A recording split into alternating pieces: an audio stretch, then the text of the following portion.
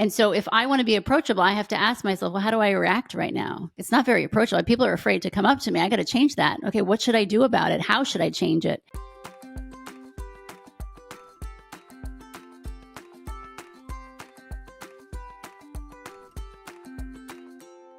Hello, everyone. Julie Barbaro here, and I'm with my dear husband, Gino. Gino, a lot of people ask us, how do you maintain a healthy, solid family relationship? Do people ask you that? Well, the first thing you do is not start a podcast by saying your dear husband, because you've never called me my dear husband. So you ain't maintaining. I looked over at you and you just looked sweet. I don't know. So I just used that word. Dear husband. Yes. I guess that is a way. Yeah. By maintaining a family relationship is by really, number one, speaking nicely to your spouse and actually meaning it. I know, Julia, I was joking around, but I really do think that she thinks I'm a dear person, and I feel the same way. So let's start out. Let's just jump right in. Yeah. Maintaining family relationships. Julia, I think the first thing that I wrote down, I just want to get this off my chest because this is so important. And I just learned this recently in the last couple of years. You want to maintain a great relationship with your kids. You want to be the leader. You want to have respect from your kids. Now, I'm not saying you do this to your wife, but you do this to your kids for sure. You say, I'm sorry when you make a mistake. It's really hard to say I'm sorry to my wife. It's soul sucking. It hurts the ego. I'm not sure what to say about this. I'm just joking. You know what I mean. Sometimes it's very difficult to admit because you're supposed to be the leader of the household. You can't admit that you made a mistake to a 15-year-old. It's very humbling to actually start being like, okay, I messed up, and just say it out loud. Can I share a quick story? Sure. This was probably around a year ago, maybe a little bit less. I walk in the kitchen and the kids are making meatballs. And one in particular is making the meatballs. Now, she's a great cook. And I jumped in. I had other things going on that were really annoying me. And this is something about awareness. Go back and listen to our previous podcasts about awareness and about listening. But I jumped in and I took over. And I said, this is how you got to do it. And this is the pot you need to use, and blah. And I've made 30 pounds of meatballs for the last 20 years. I've made 20,000 pounds of meatballs in my entire life, and you need to do it my way. What a jerk I was. I didn't realize it at the time, and she went ballistic. I went ballistic, and I had to swallow my pride and say, boy, why did I do that? What made me do that? And in the beginning of my relationship, beginning of my marriage, I probably would have said it's her fault. But upon reflection, and upon just feeling terrible and knowing that I have all these quote unquote skills and all these ways to diagnose other people, I'm like, well, that was pretty easy. I was the jerk. And to be able to say sorry to my daughter and be able to accept responsibility, I think is a great way to maintain a healthy and happy family relationship. Well, I think you just mentioned two things, and I'm glad you did, because see, it's funny because we're a lot of times we just come on, we're not really prepared. But I think prepared. We're prepared to a point, and I think some things come up that we remember as I'm talking. Yes. You remember certain things, and I love that because I didn't know he was going to tell that story, but that's exactly what I wanted. I love that because it shows two things. It shows his reaction to something. And I think it's something to think about as if you live in a home with a spouse and children. A lot of times we're like, my kids don't come to me. They don't tell me anything, or they're afraid to tell me, or they're afraid to tell me certain things that they used to. Or if they mess up, they don't let me know. They hide it. And here's my question is, what is your reaction? Because there's a reason why people stop coming to talk to you. There's a reason why your children hold back and maybe tell those little white lies because they don't want you to know because of previous experience with you, because they know you so well, right? And so they know your reaction. And so they kind of hold back. And so my question to you all and to us sitting here is, what is our reaction when something happens in the house? What is our reaction when someone says something to us? And I mean the smallest little things. We talked about listening last time. So on the other end of it, when you're listening, what is your reaction to what's being said? Because if you sigh, if you're like, oh, you don't have to say any words, but the person on the other end already knows that you're irritated. And so therefore, they're actually maybe not going to even tell you the whole story. And so this is super important in order to keep that healthy family relationship, is to be approachable. And so if I want to be approachable, I have to ask myself, well, how do I react right now? it's not very approachable. People are afraid to come up to me. I got to change that. Okay, what should I do about it? How should I change it?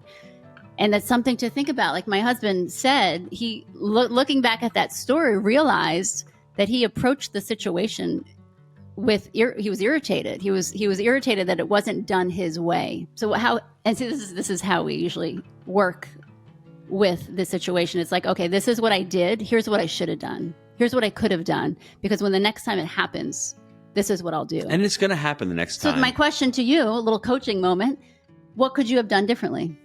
I mean, there's a lot of things I could have done differently, and I should have done differently. There's a stimulus and the response, as Stephen Covey says. I was stimulated by what was going on. I should have taken a few seconds, a couple minutes to calm down, to collect my thoughts, and to respect what's going on with Veronica and to trust her instead of acting like an animal.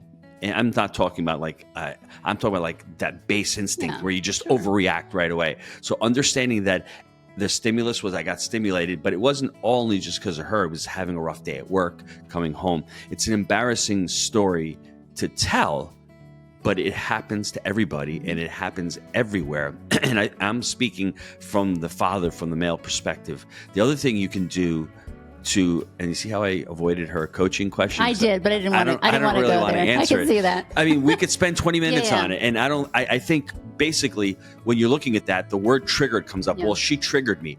Maybe my daughter did trigger me, but I'm an adult enough to understand that I can't be triggered by her. I'm allowing myself to be triggered by her. So I need to really take control of my emotions, understand what's going on in the moment, and be responsible for those emotions. That's really, in a nutshell, what I could have done and what everybody should do when they're presented with something that's going against them. The second part to that, as being a father, as being the head of the household, try not to be the dictator all the time. I think leaders who listen and who are empathetic and seek first to understand, that's probably what fathers should do because we are as leaders. But in society, it seems as if when you find a leader, they're dictatorial, whether it's General Patton telling you, you've got to do this, you got to do that. So you're always dictating. That's what it appears that they're trying to do in society and trying to show you how a real leader is. When in reality, you don't want to be a dictator. You don't want to tell your kids what to do their entire lives because when they get to become adults, they'll be like, duh, what do? I don't know what to do. That's part of the problem. So the fact that she at 14 and 15 years old can create an entire meal from scratch by herself is powerful testament to the job that my wife has done that has given her leeway and showed her and not told her all the time what to do. Here are the keys. Let's figure it out. And if you have any questions, come to me. Yeah. And I think too, something is when you approach a situation like that, are you approachable? Also, what are the words you're using and the tone of voice and all of that is so crucial in this situation. And I've learned, I've done that plenty of times in my mothering, walked in the kitchen and done the exact same thing. And I've learned, and this is what I've changed my mindset, I guess, in a sense, because instead of saying, why are you doing it that way? Now I'll say, wow, I've never done it that way. Can you show me how? And it kind of flips it to, especially a child who's always being told how to do things. Every time, our kids sometimes get frustrated. Does everything have to be a life lesson? And sometimes I'm just like, do it however you think that you should do it. Maybe you've learned it somewhere else. I wanted to learn from you. And the child actually comes back and is like, wow, they kind of feel, strong. It's like, all right, let me show you, Mom. Let me teach you. And it's pretty amazing. And that's where your relationship kind of grows. And it's like a trust back and forth instead of me being the parent saying, here are the rules. Here's the lessons I'm going to teach you every day. And it kind of flips it the other way. And so the child actually is now wanting to come to you more and show you things because they know you're going to be open to different ways. And so it's just something to think about. And so it's like the question to you all is, and the challenge is to really ask yourself in your whole, like with all your relationships, family, especially in the home, but then outside of that, are you approachable to other people? And the best way to find out the real answer is to ask other people. And it's a hard one. I have a great skill, and my skill is to be able to weave in business. I was wondering what the skill was. I was like, what is this going to be? In these family conversations. And hear me out. 30 seconds on this.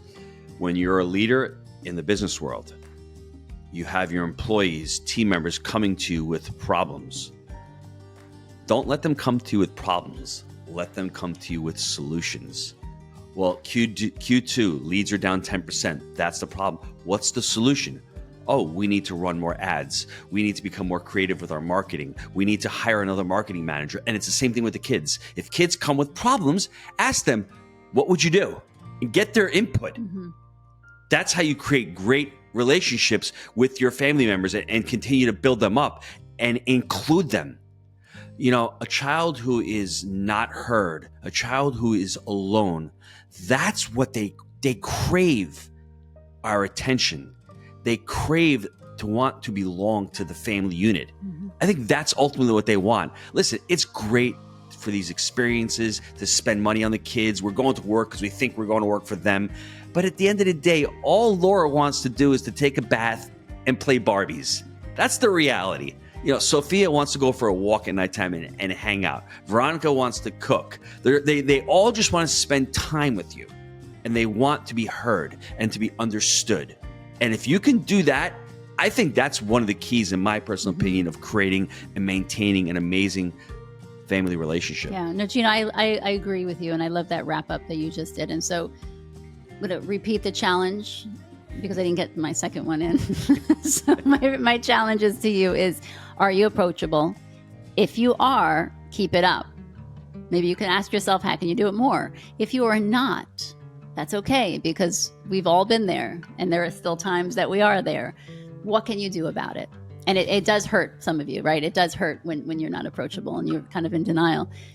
Ask other people and then decide to do something amazing, because we all want to get connected with our family. We all want them to come to us when there's an issue. But nothing's going to change if you don't change. And so you did it again. See, my second challenge. Hold on, my second challenge. I can't even do one challenge. You want me to do two here? No, because I think it's important. I get really excited by all of these because there's so much good stuff. So are you approachable? And of course, the second one was when you're trying to tell someone, like my husband, when he was trying to talk to Veronica about we just told her who it was. She wanted to talk about the meatballs. When you're speaking to someone, how are you speaking to them? Are you getting to the point? Is your tone really nasty, but you're really trying to be nice? That's something to think about as well. And so how are we speaking? What are the words that are coming out of our mouth? What's the tone? What's our mannerisms behind that? Because the other person listening is watching all of that. And that also goes with the approach. I'm going to give you one simple challenge. Well, one Is challenge like a competition? and two requests. Okay. Go to jakeandgino.com if you want to learn more about investing in apartments. Go to juliaandgino.com if you want to learn more about life coaching, about family. We have kids books on there. We have the podcasts on there as well. My challenge to you, the next 24 hours, if you get triggered, I want you to figure out what the stimulus is and then figure out your response. See if you can hold off for a few seconds. You know, stimulus is basically, putting my hand out, Julia. Her response is just a handshake. So when somebody you think is triggering you, see what the stimulus is, how you got stimulated, and see how you respond. That's really powerful. And start noticing the energy, the emotions that come with it, and see how you can control it. Awesome. Thank you, Gina. It's been a great show. I learned a lot every time I'm on this. She knows how embarrassing my stories are. If I had told her before the show started, she'd be like, I don't know, we should use that story because you look really bad. Listen, this is a lot of fun. Next week, what are we going to be talking about next week? It's basically every week we're going to be touching on the themes of family. We're going to be touching about parenting tips. We're going to weave in some money in there as well. I think that's really important. I think awareness is important. We can hit at it from certain different areas. We can talk about morning routines with your family, and all that stuff is really important. But that's what the theme of the show is. The theme of the show is really to continue to create and to foster strong relationships with the family unit. Because I don't want to say the words, but at the end of the day, if you want to go out and affect the world, as Mother Teresa says, go home and love your family. Because if you're affecting your family unit, the way your family unit shows up, they will be affecting the world. 100%. I love that. Thanks, everyone.